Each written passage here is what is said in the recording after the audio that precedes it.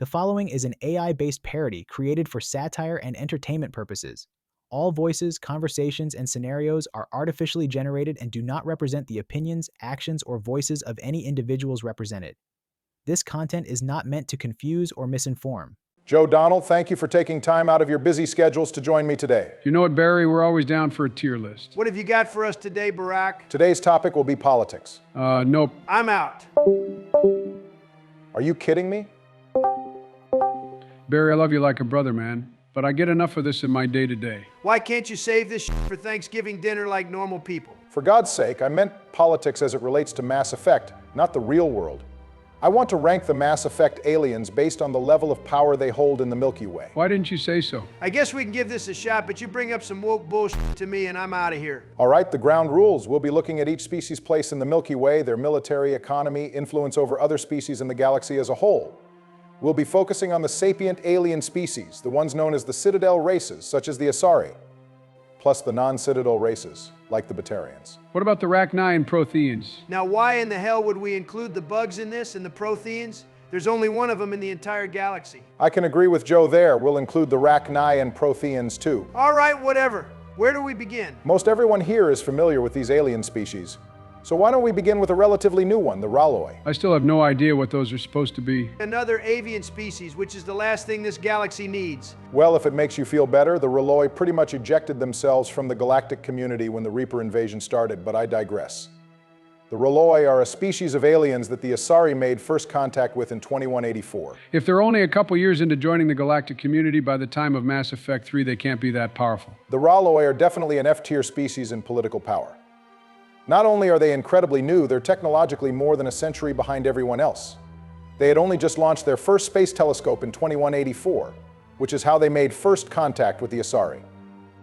They're probably very militarily weak, given that they'd rather isolate themselves on their home planet rather than even attempt to fight the Reapers.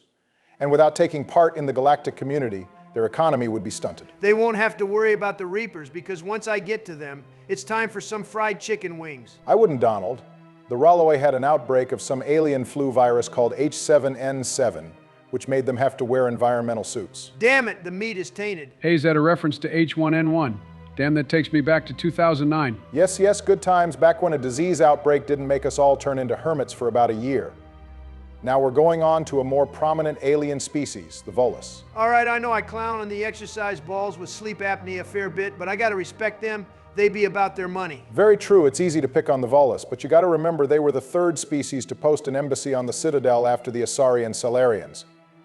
The Volus were instrumental in establishing a developed galactic economy, and they authored the Unified Banking Act, which made credit the standard currency in galactic trade. The Volus are aggressive traders and industrialists, and many of the largest banks and holding corporations are owned by Volus. This includes a household name like Elcos Combine. You'd think the Volus would be able to throw their weight around more easily given that they literally run the bank. That pun was intended, by the way. I can see why you'd think that, Joe, but the Volus have one massive problem. They aren't a fully sovereign government. The Vol Protectorate made themselves a client state of the Turian hierarchy during the Krogan Rebellion, likely seeking priority protection from the Krogan. That's a damn shame. The Volus had everything, and they made themselves subordinate to the damn birds. Could never be humanity. So that's why Din Korlak says that despite their contributions, the Volus are never offered a council seat. It's the Volus' own damn fault. How could they be on the council when they've made themselves second fiddle to the Turians politically, economically, and militarily? Being on the council would imply they're on the same level as the Turians, when they're literally subservient to them. The Volus defer to the Turians' judgment in all foreign policy matters. They also pay a tax to the hierarchy for continued protection. Plus, the Asari and Salarians would never allow the Volus on the council in the first place. Because of their status as a client state, any matter of debate would immediately be the Volus and Turians on one end of the argument, even if the Volus disagree with whatever is proposed. All the birds have to do is press them to fall in line. Well, damn, Donald, who knew you were so savvy? You learn a thing or two sitting in the Oval Office. Donald's right. The Volus will never have a counselor so long as they're a protectorate. And I doubt the Turians would be so quick to let them leave, even if they want to. Even if they were allowed to go independent, I'm pretty sure the more militarily powerful species would try to eat them up for lunch. You say that, but I do recall the Volus having something of a bombing fleet, though. Bombing fleet, my ass, they have a few flotillas, sure, but they only have one damn dreadnought. In the Volus' defense, even a Turian general that toured the Quunu was impressed with the ship, claiming it could char a planet 3 times over. That one dreadnought they have is still partially owned by the birds, the Volus are whipped. The Volus are a highly influential species in the Milky Way given their massive part in establishing the economy, as well as their long history as a citadel race. However, they'll never reach the top of power.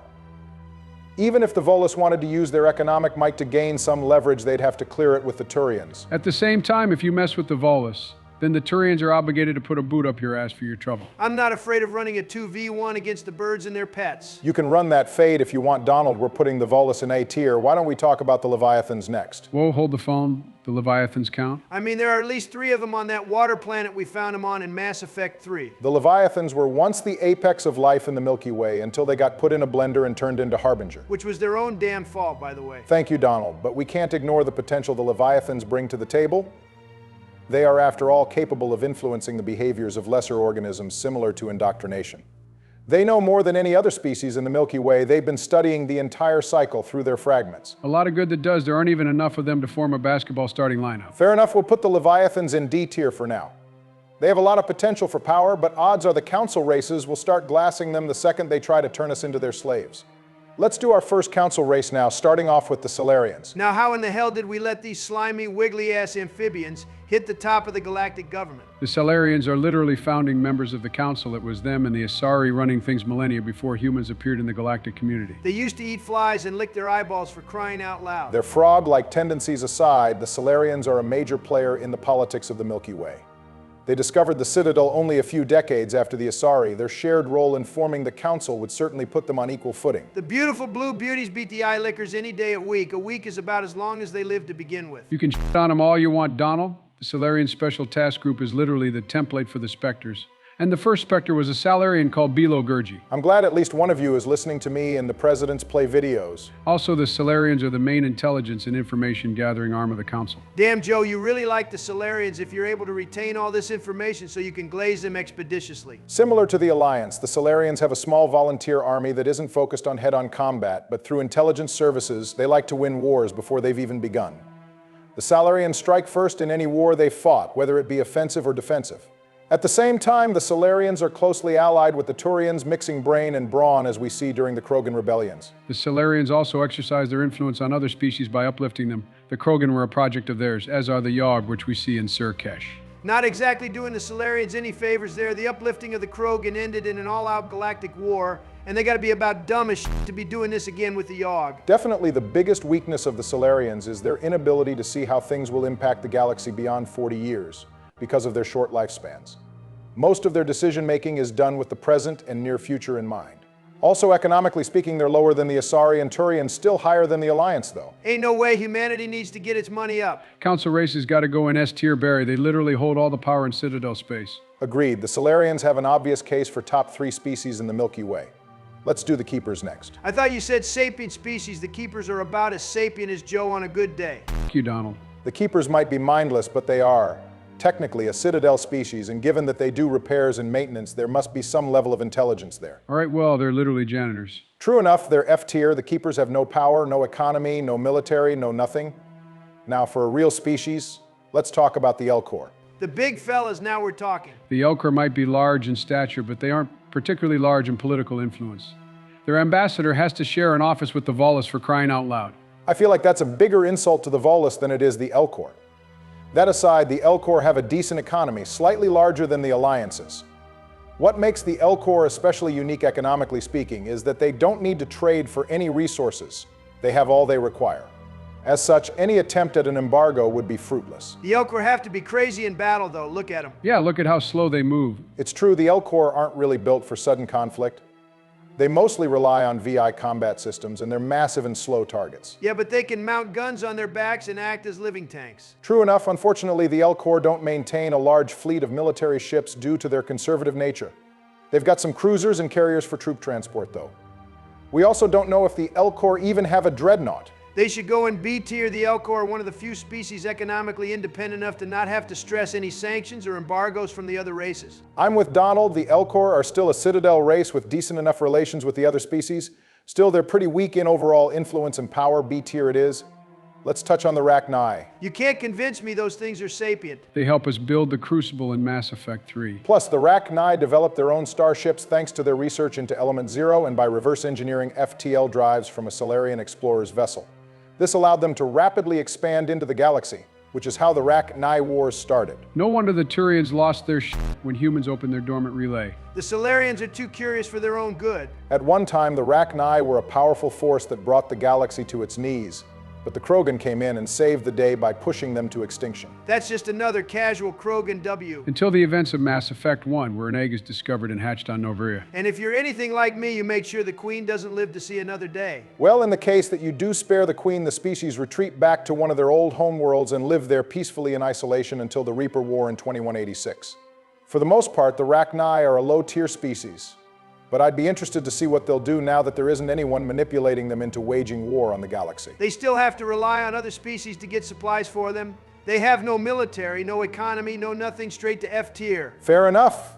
And while we're on the subject, let's move on to the Krogan. Oh hell yeah, put the goats into S tier. And you got on me for glazing the Salarians. Donald, the Krogan have been totally whipped by the galaxy. But they waged war on the whole thing. Yeah, and all they have to show for it is a ruined homeworld.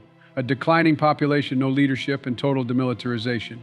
The Krogan aren't even allowed to create their own warships. Yep, the demilitarization of the Krogan is enforced by an arm of the Council called the Council Demilitarization Enforcement Mission, which monitors all traffic between the Krogan DMZ, can board and search any vessel at any time for any reason. The CDEM has full authorization to punish any starship they find smuggling weapons with death by spacing. It also operates battle stations in the orbit of Tuchanka. Well, are the Krogan allowed to do anything? I'm sure this is a tough pill to swallow for all the Krogan fans out there, but Rex wasn't playing when he said they were neutered. If there's any consolation you can give to the Krogan, it's that the galaxy still mostly views them as a threat. When Urdnot Rex unified the Krogan clans during the Reaper War, he gained some amount of political influence, as he reports butting heads with the Council during the Citadel DLC. Rex was able to negotiate a cure to the genophage, and the Citadel races still have some respect for the Krogan for their good deeds during the Rachni invasion. That's got to count for something. Perhaps this is a little bit of cope, especially since the Krogan don't have any economic power at all, but I think we can put them in D tier. They lack power in government and money, but their fierceness in combat means anyone has to take them seriously if they ever organize, as we see during the Reaper War. The Krogan are still #1 in my eyes. Yeah, we'll see how much you like the Krogan when we get to the Asari. Let's do the big stupid jellyfish next. Do the Hanar even do anything besides annoy people with their preaching on the Citadel? To their credit, the Hanar were the species to make first contact with the Drell, rescuing them from their rapidly collapsing society due to overpopulation and wars. The Drell are now a client race of the Hanar. Holy shit, you're telling me the jellyfish are even bigger slavers than the Batarians? I didn't think the guys had that in them. From the outside looking in, this does look incredibly suspect, but the Drell seemingly are integrated into Hanar society by this point, and it's considered an honor to serve a Hanar family under the compact. I feel like that's still morally dubious. Probably, but I'm not here to pass judgment on the Hanar and Drell situation. The Hanar have an entire species under them, something only repeated by the Turians. That's a massive boost. Well, they're lucky to have the Drell because otherwise their military would be looking real piss poor. True enough, the Hanar Navy is small but supplemented by Drell spies, saboteurs, and assassins who are trained from a young age. Typically, the Drell allies don't take part in open warfare, though. Economically, the Hanar don't do much as far as I can tell. The Hanar don't really trade with other species. Most standard technologies are built for bipedal and fingered races, so Hanar-specific tech is useless to most other races. One of the few known products they do export is alcohol. The Hanar are sounding kind of mid. You're surprised? They're giant jellies. The Hanar have mostly good galactic relations, despite their elitist attitude in regard to the Enkindlers. They worked closely with the Alliance in a raid on a Batarian space lab, and a Hanar diplomat, Bolan, was apparently keeping an Asari poet as a mistress to improve relations with Thessia. So an Asari and a Hanar? I need to see that. I've got something I can pass along, Donald. Let me go through my folders real quick and I'll drop it in chat. Nope, keep that shit in your DMs. I'm putting the Hanar in B tier with the L-Core. Having a client race keeps them out of C tier. Let's pivot straight to the Drell now. The frogs are definitely low tier here. Even I'll admit the Drell are not in a good place. Even if they're a council race, they may be worse off than the Quarians. Looking at the species on its own, the Drell are totally cooked. They once had a population of 11 billion, but after the wars and resource depletion on Rakana, the Hanar only managed to save 375,000. We have no idea how many are alive in the present, but it can't be a lot. Well, damn, that's crazy. What happened to them? They industrialized and didn't realize the environmental damage they caused until it was too late, and we're situated for a massive population crash by 2025. That sounds like it should be important for some reason, but I can't put my finger on it. Anyway, it was kind of warm today, wasn't it? Yeah, a little bit. The Drell have no military, economy, or any political leverage as they are totally under the control of the Hanar. The Volus might have sold themselves out to the birds, but at least they have tons of capital and own banks, corporations, and industries. The Drell don't even have an ambassador. Plus, if you mess with the Drell, all they have to defend themselves is the jellyfish. At least the Volus have the galaxy's police force watching their back. The Drell would be totally done for on their own, but their relation to the Citadel through the Hanar saves them, so we'll put them in C tier. Let's do another council race now? All right, the Turians are up next. Let's put them in F tier and move on. Bro has lost his mind. The Turians have a strong case for the most influential and powerful race in the Milky Way due to its position as the galaxy's police. Their navy serves as the galactic peacekeeping force and is the primary arm of the Council, contributing the largest portion of ships to the Citadel fleet. Not to mention that the entire Turian population over the age of 15 is military training. We're talking billions of combatants. All that for them to get their shit pushed in by humans. Glazing humanity a bit much there. The Turians were about to turn Earth into a glass table if the Council didn't step in. That's debatable. Brother, that is not debatable at all. The Turians were also granted favor through the Treaty of Ferrixon, a treaty that all Citadel races must agree to in order to post an embassy on the Citadel. Put simply, the treaty limits the number of dreadnoughts each race is allowed to have in their fleets. The Turians are allotted 5 dreadnoughts, and for every 5, the other Council races were allowed 3. The Citadel races, on the other hand, are only allowed 1. So to put that into perspective, during the events of Mass Effect 1 in 2183, the Turians had 37 dreadnoughts. This would mean that the Asari and Salarians were allowed to have no more than 21 dreadnoughts. All of the other Citadel races, like the humans, would only be allowed to have a maximum of 7. What the f***? Why are we letting one species control the entire rest of the galaxy's military output? Donald, we're United States presidents. What about it? Moving on, the Turians have a pretty large economy, vastly larger than the Alliance's, but it can't hope to match up to the Asari, even with the help of the Volus as a client race. Most of the Turian economy is supported by well-developed infrastructure, and manufacturers like Armax Arsenal and Haliad Armory produce reliable equipment. We've been doing this deep dive as a formality. It's a given that the Turians go into S tier. Agreed, we should be glad that Turians are a mostly disciplined and agreeable species. If they wanted to, they could use the fact that they have more guns, soldiers, and ships on the entire galaxy.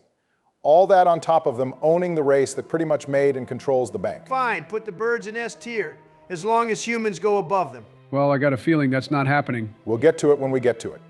Next up is the Collectors. Do they even do anything in the galaxy? Not really. One of them talks about assuming direct control or whatever, but that's it. The Collectors don't really have any influence. Most of the galaxy isn't even sure they exist until they start making moves against humanity in 2185. They work through slavers to get test subjects, giving their clients highly advanced technology in exchange. The Collectors have a cruiser used for transporting their troops and abducting colonists, and their home base is at the galactic core, which is unreachable to anyone without an IFF. You should be saying all of that in the past tense, Barack. The Collectors were totally eradicated by Shepard and their squad in 2185. True enough, the Collectors are F tier. They don't even exist anymore. Now we have the Vorcha. These things have an even shorter lifespan than the amphibians. The Vorcha are a primitive race, and I don't mean it in the way Job Vake says it. They literally have no recognized government. Their short lives guarantees they have few, if any, lasting institutions, and that also goes for the military, which is also informal. They have no armies nor fleets. Mostly the Vorcha are employed as cannon fodder troops for the Blood Pack and other gangs, where they typically end up dying even younger than they do naturally. The humans and Turians did mentor a group of Vorcha fighter pilots called the Void Devils, who fought in the battle for Heshtok during the Reaper War. Perhaps the Vorcha could be something if they were properly guided. Well, they're not. The Vorcha have no military, no government, no money, and no bitches. Put them in F tier. It's time for a fan-favorite race, the Quarians. Both the Quarians and Drell have no homeworld, but unlike the latter, the Quarians aren't dependent on one race for their continued survival. Instead, they boast the biggest fleet in the entire galaxy. Putting a gun on your kid's school bus is crazy, but I respect it. Most ships in the migrant fleet do have a strong preference for armament, but only a few hundred of them are truly dedicated warships out of the tens of thousands of civilian ships. Though the warships are ruthless in their defense of the civilian ships, and will shoot to kill if you pose a threat. It's too bad their screw up with the Geth has utterly demolished Quarian relations with the other species.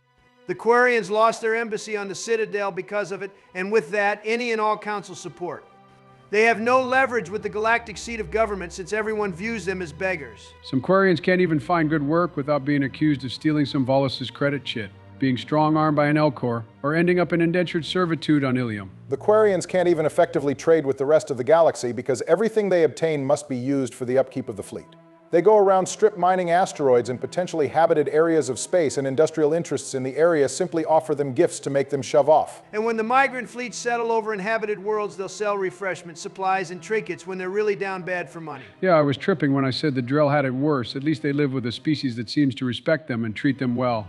No one wants the Quarians around. The best they can do is leverage the size of their fleet. Sadly, the Quarians have to go into D tier. Perhaps they'll be in a better place after the Reaper War, but for now we'll move on to the Geth. Hey, hold on a second. Yes, Donald, the Geth do count as a sapient species, even if you think they aren't truly alive. Oh, you think you've got me all figured out, do you?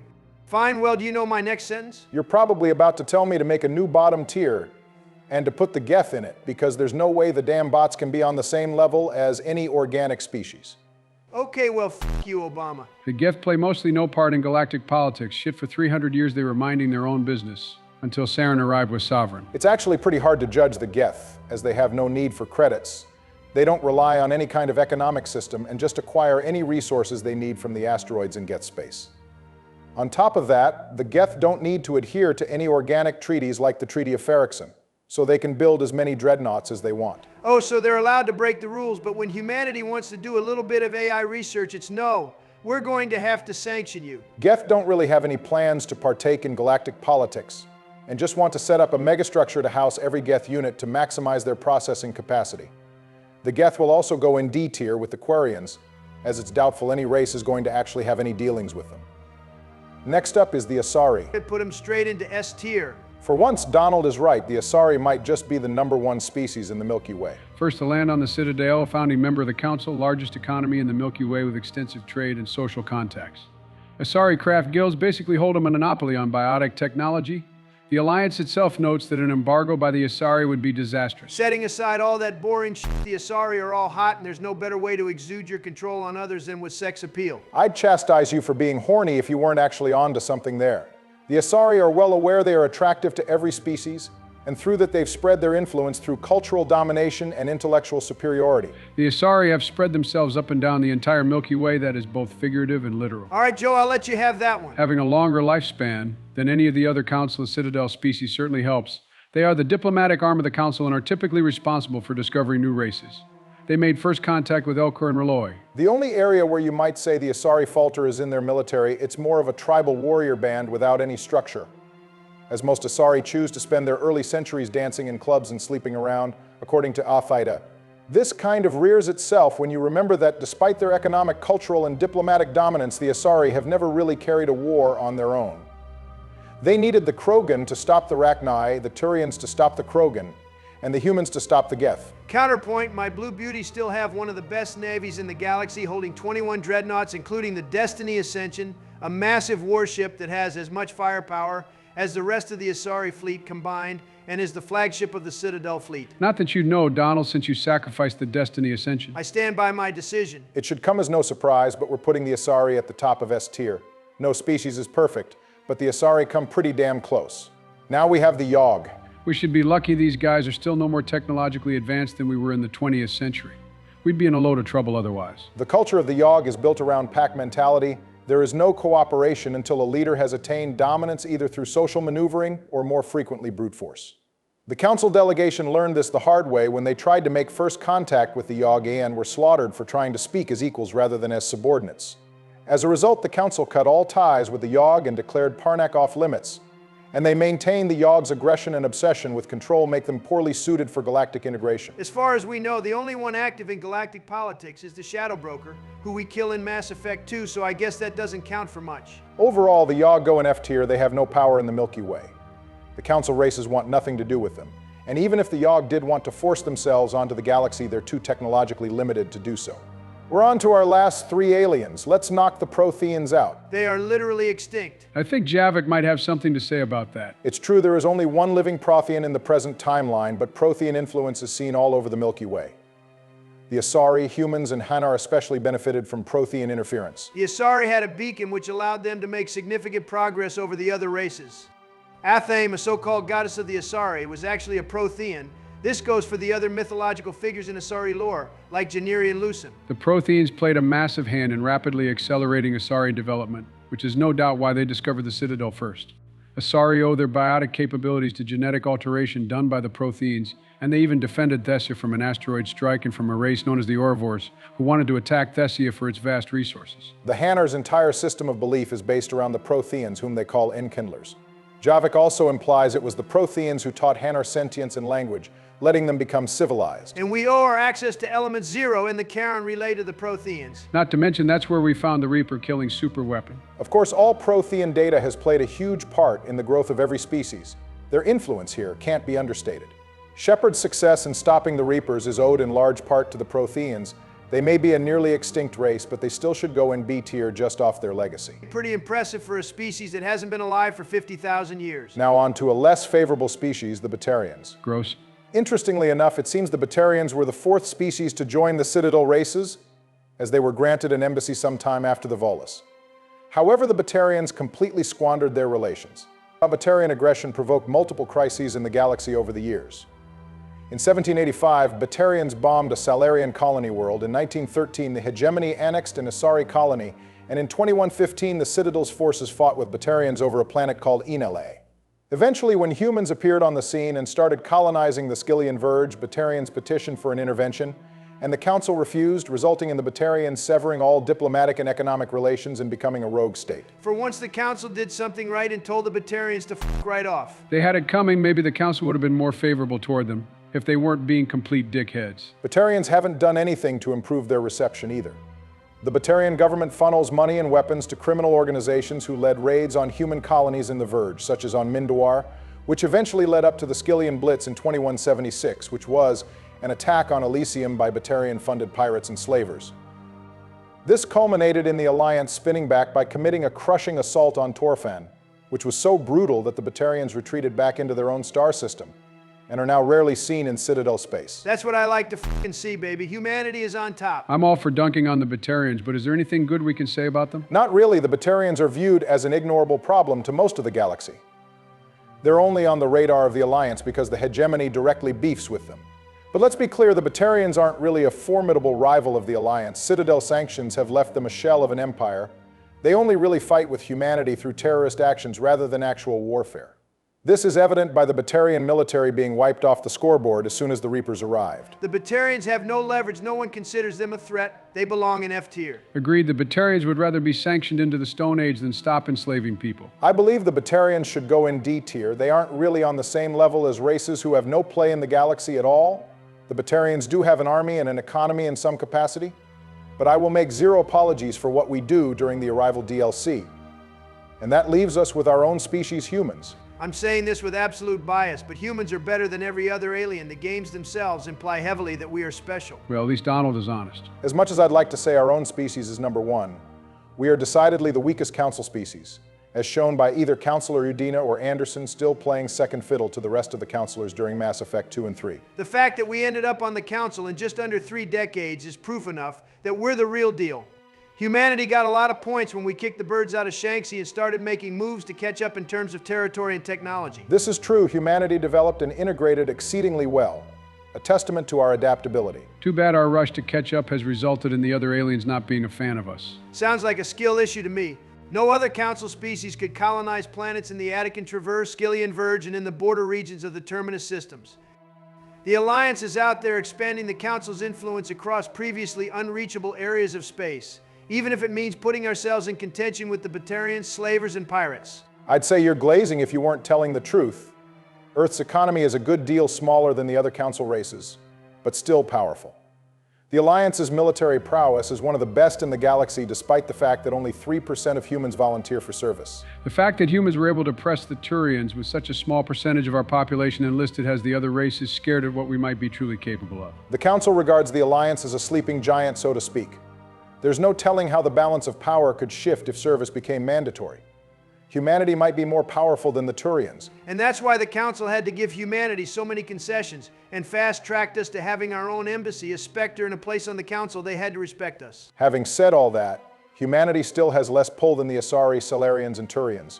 Still, as a council race, humanity must go into S tier. I'm telling you, give us a few more decades and we'll be running things. Just got to speed up the production of our military vessels and enlist more of the population, and we'll be cooking. You know the drill. Stay safe out there, drink plenty of water, and get some sleep, and we'll see you on the next one. Joe Man, you for real called it quits over what happened in the last President's Play episode. Don't worry about that, Barry. My retribution will be swift. Say what now?